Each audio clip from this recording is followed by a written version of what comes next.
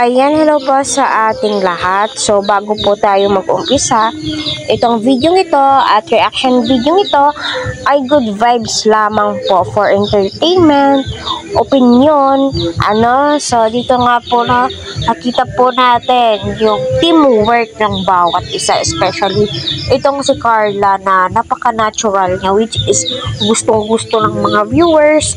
Although kinikilig po sila at yung mga viewers at supporters ay nagpapasalamat nga po sa mga sponsor. Nag-sponsor nga po kay Carla. Kaya naway patuloy po natin silang suportahan, tangkilikin ang kanilang video.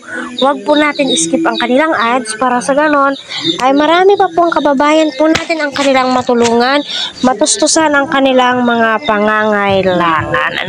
So, sino ba naman ang hindi kikiligin? Kasi yung last upload ni Kalingap Edu ay ni Kalingap Rab ay wala sa mood itong si Carla na sungitan niya itong si Jomar. So parang climax, exciting part, parang na-challenge tayo kung ano yung susunod na hakbang na gagawin ni Jomar para mapaamo ulit itong si Carla. So panoorin po natin to.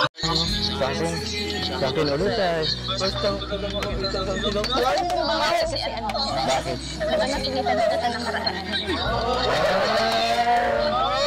Ayan mo mo din. Ito na nga bro. Uy.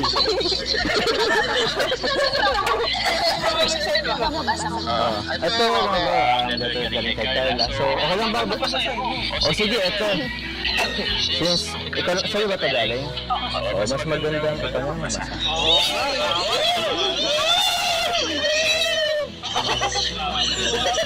Bumabawi si Carla. Sige, lalapit ako para marinig ko. Congratulations for your 60k subscribers. You have influenced my life in ways I can't even begin to express.